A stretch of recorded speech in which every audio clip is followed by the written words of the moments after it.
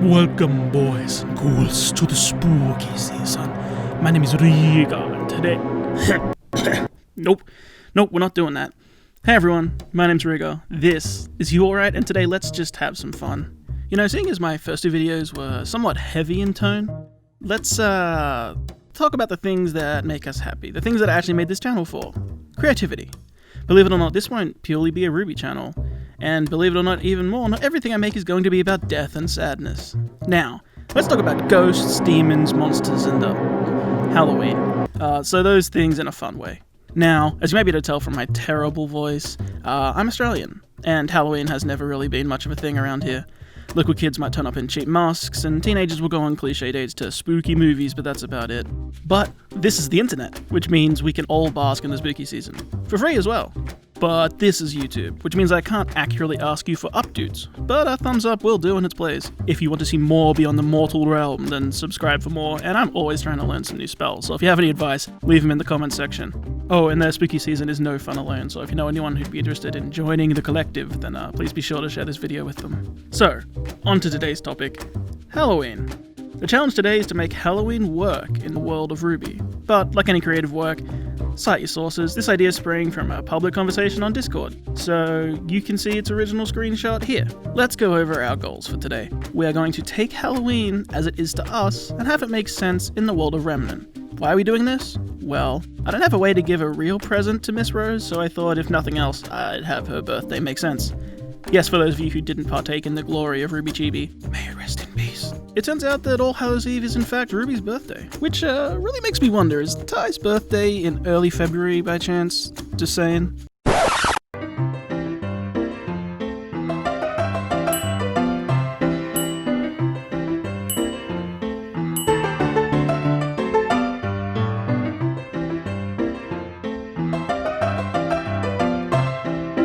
And, I don't know, maybe Raven really likes to celebrate, Remnant's Day of the Dead?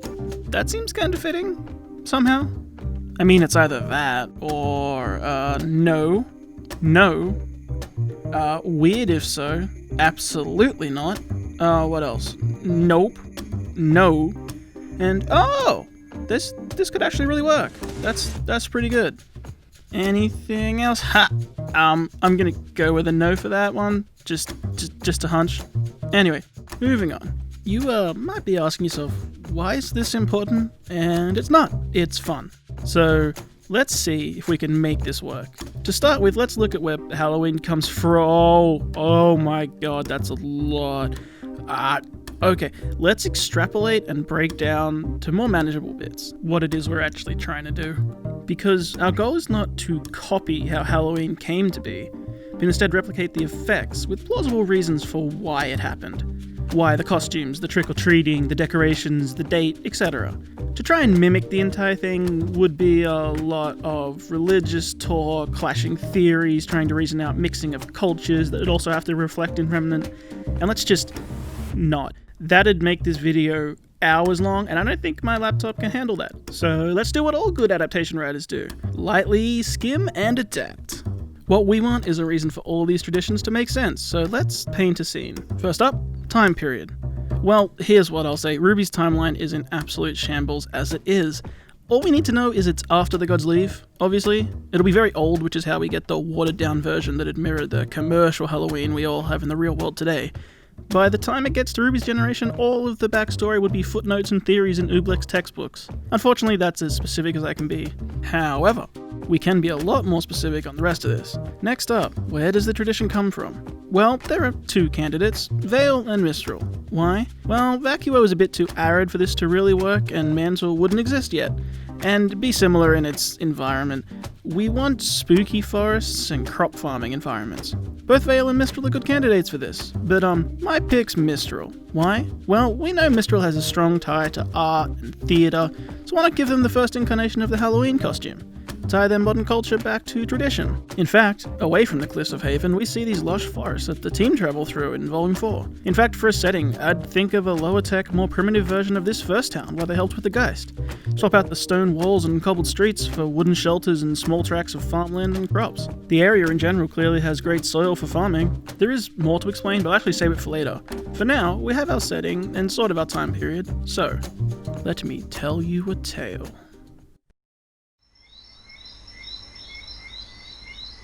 Remnant approaches the end of October. There is a small wooden village named Wen, nestled in a shallow valley between two mountain ranges. Around its huts are tracts of worked farmland and crops. The village itself constructed beside a fresh stream that flows through the land.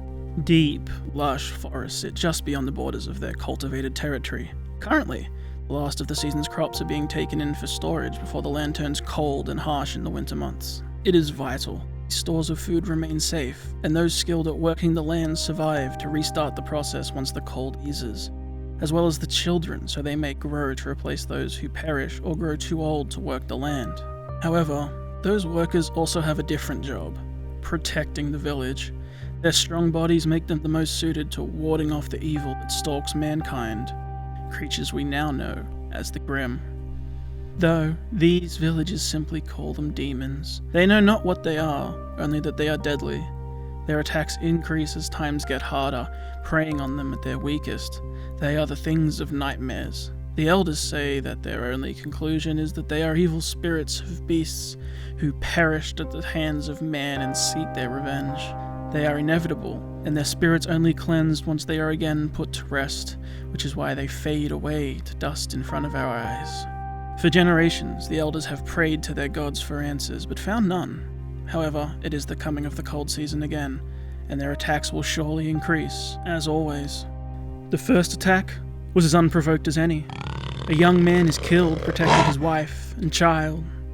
The child was out getting water from a well at dusk, just as the night was setting in. Her shriek could be heard through the village as a snarling demon chased her. She ran home in terror with the beast on her heels. The husband burst from his home, took up a pitchfork and managed to slay the beast as it lashed out at the family, the mother hugging her daughter to shield her from the wild slashing claws. Despite slaying the beast, his injuries were too much, and the husband had passed before the moon appeared. Now, injured and grieving, the widow lays in the medicine woman's hut, salves and poultices on her wounds. Her child, the young girl, sits beside her, sobbing. "I'm sorry, Mother. It's my fault." The woman sits up and hugs her close. "Of course it isn't, darling. It's no one's fault. Your father was a brave man and saved our lives. Do not waste it blaming yourself for something we can't change." The child sobs into her mother's clothes. "I was scared. I saw it in the trees. I couldn't help but scream. Then it came for me. If I was braver, it might not have hurt me." The mother swallows her grief and ignores her injuries to hold her daughter. It's natural to be scared of them. We all are, even the strongest warrior. There is no shame in it. The girl seems to accept this, but mutters, "I wish they were scared of us." The night passes as the mother cradles her daughter for support, silently grieving. 2 days pass before the mother returns home. The damage to the structure had been quickly repaired by the villagers, and her daughter had resumed her village chores. For them to survive, everyone had to help where they could. Now, her injuries were stable and she could return home. Tired, worried, still sore and grieving, she opens her door. Rah! A beast leapt at her from the darkness. She recoils in fear and shrieks. After a moment of stillness, a child's giggle rolls through the air. The daughter steps into the light from the doorway, a sheet around her shoulders and a bag on her head with rough eye holes cut out, which she removes. "Got you!" The mother is furious for just a moment, but it fades away as she laughs and hugs her daughter. "What's the meaning of all this?" The little girl puts her hood on and growls, wiggling her fingers. "I'm scaring the monsters away." Despite the sadness of recent tragedy, it made her mother smile. It was a coping mechanism, nothing more, but it kept her daughter from wallowing in fear. To survive, they all had to be strong, and if this made her feel better, then why not? It was seen as odd at first, but by the end of the week all the children had made their own basic monster costumes. They played pranks on each other, scared the adults, and generally ran amok. A new game, entertainment otherwise, was sparse to say the least. Then, just a few more days later, the children were playing monsters again one night. The children laughed and played as they roared and leapt over each other, all of them in the one hut that they decided would be their lair for the night. The parents of the child who owned the hut choosing to eat with friends that night until the children wore themselves out. Then, the screams rang out. Another attack. The village collectively leapt into action as usual. The family under attack had managed to slay their attacker. It lay dissolving in their doorway, but the father wasn't staring at the beast he had slain, but at the cabin with the children. Upon question, the man explained the strangest thing. The beast had come from behind their children's cabin. They made noise. It should have gone after them. His wife saw it, and then it turned and charged at their home instead. He was of course glad it had not attacked the children, but its behavior was baffling. The news did not go unnoticed, and the village asked their elder for guidance. The elder was baffled at first, but thinking on it came to a conclusion. He had prayed for guidance, for answers. And though no god responded with words, this event was too specific to not be a sign. He concluded that this was a message to show what they must do. The only way to ward off the demon was with fear, to scare them, to act as a predator defending its territory, not cower in fear. In light of this, the elder declared they must show thanks and act in favor of the gods. To heed their guidance, now, before the winter sets in, they would celebrate. They will host a feast using the last of the aging stores and keep the new crops for the winter months. They constructed a great bonfire. The fire was as good a weapon as any, and it showed their fearlessness. The community constructed costumes for themselves to scare away the evil, refusing to show weakness, not hiding and hoping they wouldn't be attacked, but instead presenting themselves as a threat, warding off the demons. Each home brought a meal. They all danced, they played music, and they celebrated as one. And wouldn't you know it, that winter was one of the quietest they'd had in terms of attacks. They still occurred, but they were reduced. The tradition blossomed. At the end of harvest, a festival where the community would band together to show strength, to scare off their would-be attackers for the cold months to come. And with continuing success, traditions continued to grow. The farmers who patrolled the borders struck up the idea that the monsters never seemed to fight their own. Taking old rotting food stock, they carved the demons' faces in it and placed candles inside to replicate their glowing eyes. They placed them around the borders so that the burning red faces would look back at any approaching monster to ward them off, hopefully thinking it was claimed territory. The meals that the families brought to the festivals became more elaborate, as if competing with each other, as did the costumes. Any in town who could sew would compete to see who could create the scariest and most original monster. And so, it became tradition. As time went on and people moved and spread, so did their cultures. This practice travelled with them. Some travellers began carrying lanterns with them, covered with cloth, with scary faces cut out to simulate those old defense systems. Over the ages, these practices reached the greater civilizations, and over time, it became integrated. The fantastical costumes of elaborate detail became interwoven in Mistral's history of fashion and culture. As it travelled to Vale, the custom of each household taking a meal changed to giving offering to the costumed monsters at your door, a service for their act of protection during the festivities. All of this from a simple children's game that worked its way out into the world. Who would have known such a thing would live on? A contribution to the future culture of Remnant. A simple tradition from a simple village, tucked away between two mountains in Mistral, in the little hollow of Wen. And this is where our story closes. Now, you might say I simplified a lot there, and I did, but I think it's important to recognize why this works, and I'll go over how I got here. I'm basing my explanation off of a few key things. First off, I pulled from Crow's speech talking about how long the world had been around, that people had created dozens of gods. That's why I wanted to give the village a custom, sort of religious angle. It works as an explanation for people who don't have any other way to explain things, and even though in this case their gods are not real, it's drawing conclusions from what they can see. Next, you might be asking, well, why don't they suffer constant Grimm attacks? But I took from the world of Remnant again that this village is between two mountain ranges. They have built in an area where they'd be beside water. Without knowing, it gave them a decent natural barrier that thinned out the amount of Grimm in the area in general. And yes, I named it Wen since it has some of that Asian flavour to it, and that Mistral would later grow to resemble. And yes, a geography lesson for those that didn't know, the land between two elevated areas can be called a hollow. So the Hollow of Wen. Give it a few hundred years and it's Halloween. Being beside water makes it an ideal farming location as well. And taking from the modern Mistral forests and Oscar's farm, it seems the land is pretty good for working. Having it be farmland allows for the creation of things like Grimm jack-o'-lanterns and provides the framework for the harvest season to get the right date. Also, it provides the chance to be a bit more creative with their food, and that allows you to transition into what would become trick-or-treating, swapping out the ideas of making a creative meal with simply giving a treat. It also explains like having farm equipment around handy as weapons, and also materials like sacks and hay and all kinds of things around you to make costumes out of, and the deep forests give that air of danger and mystery to the setting as well. Lastly, I took from the World of Remnant Grimm video that covers the various theories people have, including that they were evil spirits or the spirits of animals, which is understandable. I called them just demons as a shout out to Professor Pord's first lecture. Also, their attractions and negativity is something observed in the modern age. However, I do not think such simple people would be aware of that. You see a Grimm, you get scared and it attacks. The fact that negativity actively attracts them is not something that would be totally obvious to people in that kind of environment.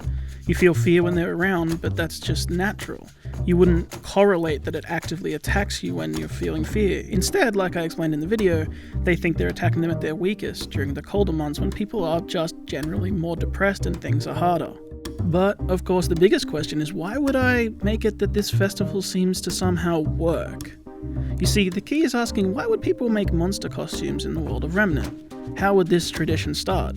You would correctly point out that Grimm would not be scared of a kid with a sack on their face, so how did it become a thing? Grimm clearly are very real monsters of this world. Well, that's the point. They would not dress as a Grimm. They would not think Grimm are scared of Grimm. They made the Grimm lanterns hoping to trick them into thinking it was claimed territory, as they don't seem to fight each other. But the costumes were them trying to make something new and scary in hopes of intimidating the Grimm away, who they thought were evil spirits, trying to outspook the spooky. Of course, this does nothing. So yeah, the burning question of, well, why does it kind of work? Well, you're right, they're not scaring the Grimm away at all. They just think that they are. You see, the Grimm did not attack the children in the cabin it was near, as it was approaching the village because they were happy and playing. It surely could hear them and was on approach, and it probably would have attacked. But the woman from the other house saw it and panicked, her fear shooting through the roof and drawing its attention, and once it saw her, it bypassed the kids. This only seemed like a demonstration that the masks were working. You see, this whole thing is based off a misunderstanding, but the festival works. Not because it scares the Grimm away, but because it's a festival. It's communal and people enjoy it. It raises the positive emotions of the community. But, as I noticed, it doesn't stop the Grimm. It simply means they're less likely to be drawn near. However, at the time, that drop in frequency can be seen as causation. That's it's working. But this only works if it carries on. Why would it help through the winter months or have any effect for more than one night? Well, that's the trick. It's a self-perpetuating placebo. It raises the common emotions of the people through the harder months because they believe they're being protected. There is less fear and sadness in general. As the size of the festival grows, so does its effect. Once it's a big celebration, the preparation may take several weeks, and all that time building positive anticipation. And each year, reduced attacks just confirms to them it's working. You see, the question was posed that if Halloween costumes were used to scare each other, it should really attract Grimm. But that's not what's happening. Because it's true, a jump scare might spike the interest of Grimm if they're around, but that's only one brief fleeting moment compared to the shared laughs and celebrations surrounding this event. Overall, it's positive. Not to mention, scaring each other is not really the goal. It might be something the kids do in passing, but in general the concept is to scare away the Grimm together as a community. Even minor elements to the contrary could actually help reinforce the idea. Say they were having the celebration and Grimm attacked because they were making so much noise, but they might see it as it's working. The Grimm attacked because they were getting to them. they're trying to stop the celebration. As long as they have a positive mindset, which in this outcome they would have because of their previous success, it's just going to perpetuate the idea ever further. So, take that and let it spread and change and be diluted for generations on generations, and you arrive at today, with trick-or-treating, jack-o'-lanterns, and of course, Ruby as happy as ever in her costume on her birthday. And that, my friends, is how I would make Halloween work in RWBY. I want to thank you all if you stuck with me this far. This turned out bigger than I meant it to, but it really was fun to create. Please, if you'd be so kind, the YouTube things. If you like what I made here today, there's a button for that, and there is one for if you didn't. If you have any thoughts or ideas, I'd really love to hear them down in the comments. If you know anyone who'd enjoy my content, please share it around with them. Subscribe if you'd like to see more from me, and hit the bell on your way out. And if I haven't mentioned it yet, if you want to contact me more directly, you can find me over on Twitter, @YouAllRight. Thank you so much. I really hope you enjoyed this. Until next time, my name is Rigger. I hope you have a wonderful day, and I hope I did alright.